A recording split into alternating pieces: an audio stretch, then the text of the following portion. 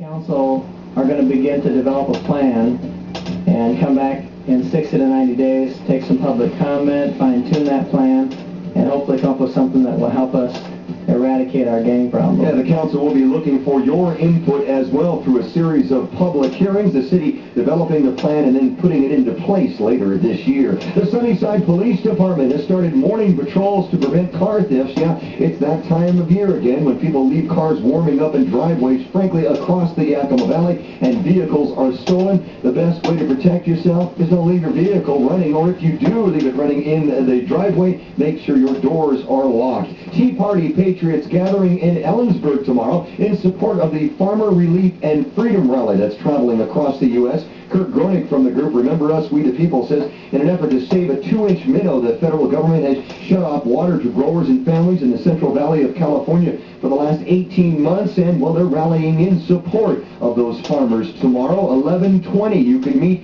at the Walmart parking lot next to I-82 if you'd like to carpool that rally to be held next to Super One Foods in Ellensburg tomorrow, 12:30 to 1:30. That's what's happening. I'm Lance Tormey, News Talk 1280 KIT. The KIT forecast from the Weather Center today, partly cloudy skies, highs 46 to 51. Cloudy tonight, maybe some rain in the evening, chance of rain overnight as well. Lows 30 to 35. Then on Thursday, mostly cloudy, a 50% chance of rain, highs 48 to 53 degrees. And then Thursday night, cloudy, chance of rain, lows 34 to 40.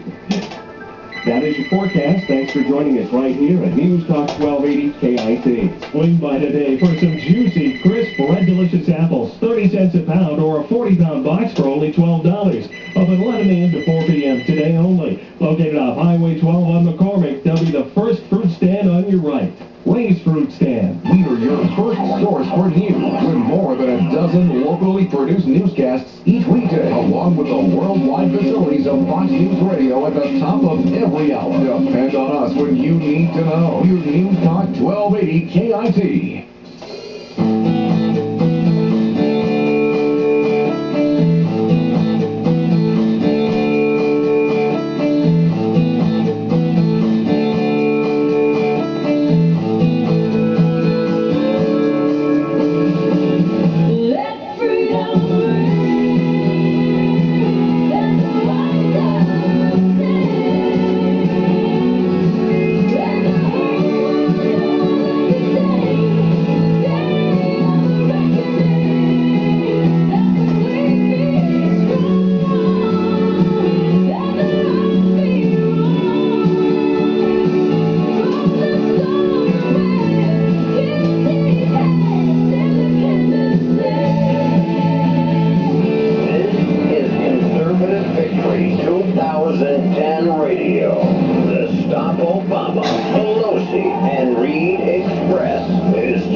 Through your town.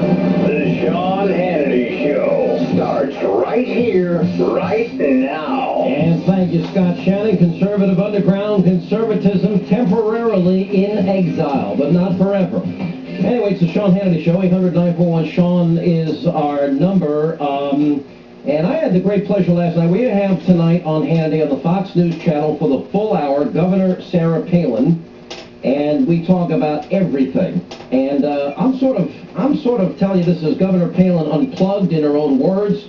We talk about growing up in Alaska. We talk about her personal life, the ups and downs. We talk about the economy. We talk about President Obama. We talk about, the world at large, rough spots, terrorism, everything in between. And she is here with us now. Governor, how are you? I'm doing great. How are you, Sean? I had a great time last night with you. It was really fun to just let you be you, and it really was. And you couldn't have been more gracious to everybody on our staff. I think you must have signed autographs and taken pictures for an hour afterwards. Thank you. Well, you have an amazing staff and hardworking crew members there. They're the folks who make it all happen. I appreciate them. Well, it was interesting, Governor, and this has rarely happened. And I just want to, one thing that you have no idea I'm about to say.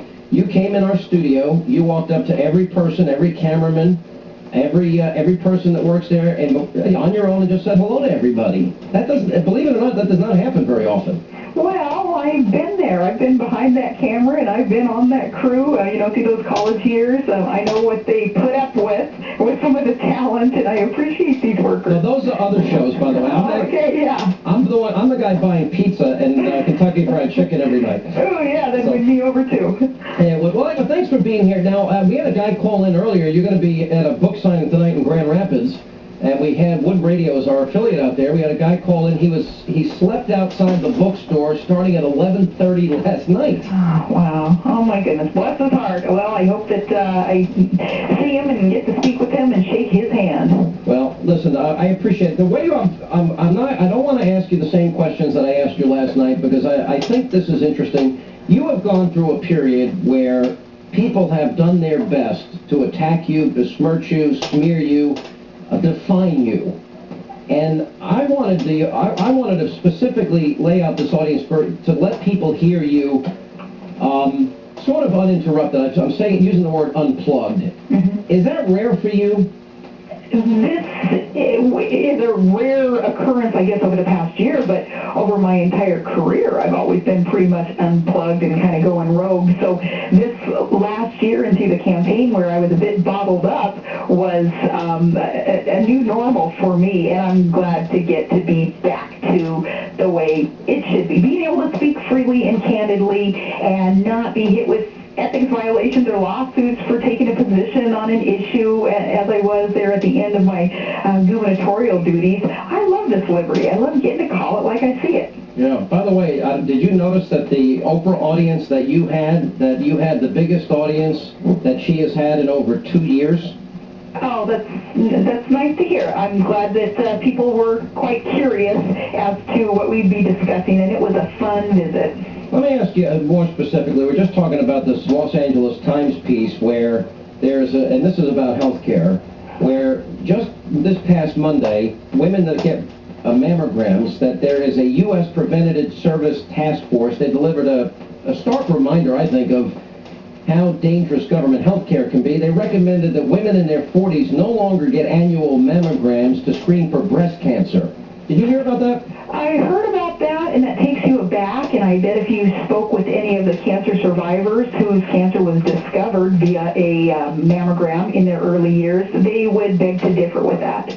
Yeah, well, I mean, when you made the comment on your Facebook page about, quote, death panels, it literally sparked a huge debate in this country. Are you amazed at even the impact of your words on Facebook and they had on that debate? It was impacting, and I'm glad that we got to shake it up a little bit and get people to start thinking about what ration care will lead to in our country. And if government takes over and controls 1/6 of our economy, takes over the healthcare system essentially in our country, then obviously they're going to have to ration care. There will be bureaucrats. I picture it as a panel of bureaucrats deciding who will receive that care based on somebody's subjective judgment of years left of productive life. And that's a cruel and evil way of allowing Americans to receive the health care coverage that they want. What Americans want are some common sense, free enterprise-oriented solutions plugged in, which the GOP has provided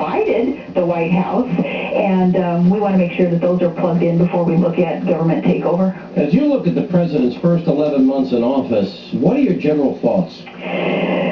We're way off course in terms of digging this deeper and deeper hole that is creating a very dangerous situation for our country economically. We are in so much debt. We would never run a business or run our family's monthly budget the way that the federal government is running its budget right now. It's immoral to have to create this debt and hand it to our children to pay for our needs and our wants today. And Congress, if the White House isn't going to do it, Congress, holding the purse strings, they better rein it in. Well, I don't think it's going to be this Congress that reins it in, but I certainly see a lot of hope, especially in light of the elections in Virginia and New Jersey.